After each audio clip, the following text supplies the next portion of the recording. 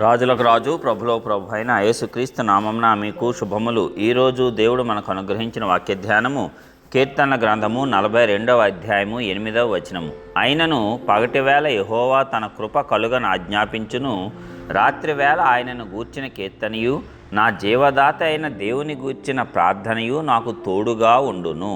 ప్రియులారా, ఈ వాక్య ధ్యానమును మనం పరిశీలించినప్పుడు పగటివేళ యెహోవా తన కృప కలుగా ఆజ్ఞాపించును, రాత్రివేళ ఆయనను గూర్చిన కీర్తనయు జీవదాత అయిన దేవుని గూర్చిన ప్రార్థనయు నాకు తోడుగా ఉండును. దేవుడు ఎల్లప్పుడూ చెప్పేటువంటి మాట, నేను నీకు తోడుగా ఉన్నాను, నీవు భయపడకు అని. మరి మనందరికీ కూడా ఇది తెలిసినటువంటిదే. ఎందుకంటే దేవుడు గనక మనకు తోడుగా లేకపోతే మనము ప్రాణములతో జీవించి ఉండుట ఈ లోకంలో అసాధ్యం. ఆయన తన యొక్క ఉచితమైనటువంటి కృపను బట్టి మనకు ఆ జీవమును కొనసాగిస్తూనే ఉన్నాడు. కాబట్టి పగటివేళ మన ప్రాణం మనలో నిలిచి ఉంటుంది, రాత్రివేళ మన ప్రాణం మనలో నిలిచి ఉంటుంది. దీనికి కారణభూతుడగు దేవుణ్ణి మనము స్తుతించాలి, కీర్తించాలి. అందుకే పగటివేళ దేవుడి యొక్క కార్యములన్నిటినీ, ఆయన కృప ద్వారా కలిగినటువంటి పనులన్నిటినీ జ్ఞాపకం చేసుకొని మనము ఆయనను స్తుతించాలి, కీర్తించాలి. మనం చేసే ప్రతి పనిలో, జీవనోపాధి సంబంధమైన ప్రతి పనిలోనూ, లేక ప్రతి కార్యములోనూ, ప్రతి అడుగులోనూ, ప్రతి ప్రయాణములోనూ మనకు సమస్తము అనుగ్రహించి మనకు అనుకూలపరుస్తున్నటువంటి దేవుణ్ణి, పగటివేళ మనల్ని భద్రంగా కాచి కాపాడి క్షేమంగా మన గృహములకు చేర్చినటువంటి దేవుడిని మనము స్తుతించాలి, కీర్తించాలి. మరి రాత్రివేళ ఆయనను గూర్చి కీర్తన పాడాలంట. ఎందుకంటే ప్రభువా, ఉదయమంతా నన్ను కాచి కాపాడి ఉన్నావు, ప్రతి పనిలో తోడుగా ఉండి నీ దూతలకు ఆజ్ఞాపించి క్షేమకరమైన స్థితిని నాకు మాకు అనుగ్రహించావు అని నీ గురించి, నీ కుటుంబం గురించి నీవు దేవుణ్ణి స్తుతించాలి, కీర్తించాలి. జీవదాత అయిన దేవుని గురించి ప్రార్థించాలి. అవే నీకు తోడుగా ఉంటాయి.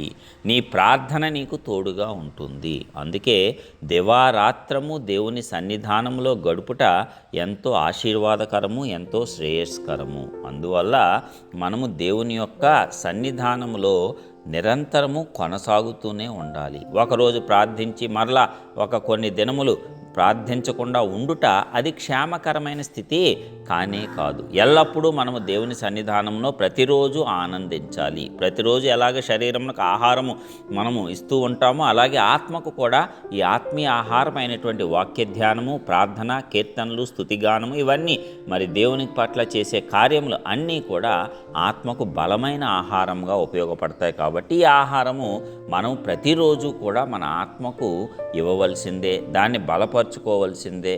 అప్పుడు మనము దేవుని యొక్క శక్తిని ఈ లోకంలో రుచి చూడగలుగుతాం, మన జీవితాలలో రుచి చూడగలుగుతాము. ఎందుకంటే జీవమిచ్చేది ఆయన, జీవము ఆయన ఇచ్చే దానము, జీవదాత దేవుడు. కాబట్టి ఆయన గూర్చి ప్రార్థించాలి. ఆ ప్రార్థనే నీకు ఎల్లవేళలా తోడుగా ఉంటుంది. సర్వకాల సర్వావస్థలలో నీకు తోడుగా ఉండి నిన్ను కాపాడేది నీ ప్రార్థనే. అందుకే దేవుని స్తుతించుట మానకూడదు, దేవునికి ప్రార్థించుట నీవు మానకూడదు, నిర్లక్ష్యము చేయకూడదు. మరి మనమందరము కూడా మరి ఇలాంటి భక్తుల నుంచి నేర్చుకొని ఎల్లప్పుడూ పగటివేళ మనలను కాపాడేటువంటి దేవుని కృపను గూర్చి, రాత్రివేళ మనకిచ్చే జీవమును గూర్చి ఆయన స్తుతించి, కీర్తించి, ఆయన మార్గములు అనుసరించి, ఆయనకు ప్రార్థించి ఇంకా అత్యధికమైన కృపతో విజయవంతంగా ముందుకు సాగుదాము. ప్రార్థిద్దాం. మహోన్నతుడా, గొప్ప దేవ, ప్రియ పరలోకపు తండ్రి, సర్వభూమికి రాజువైనటువంటి దేవ,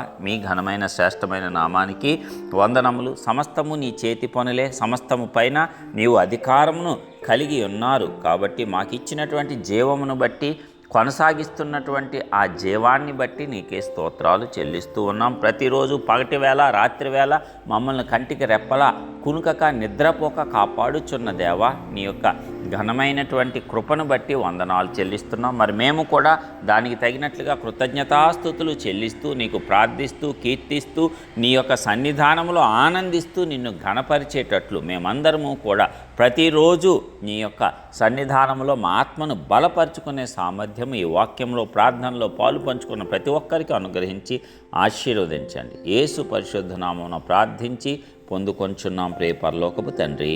ఆమేన్.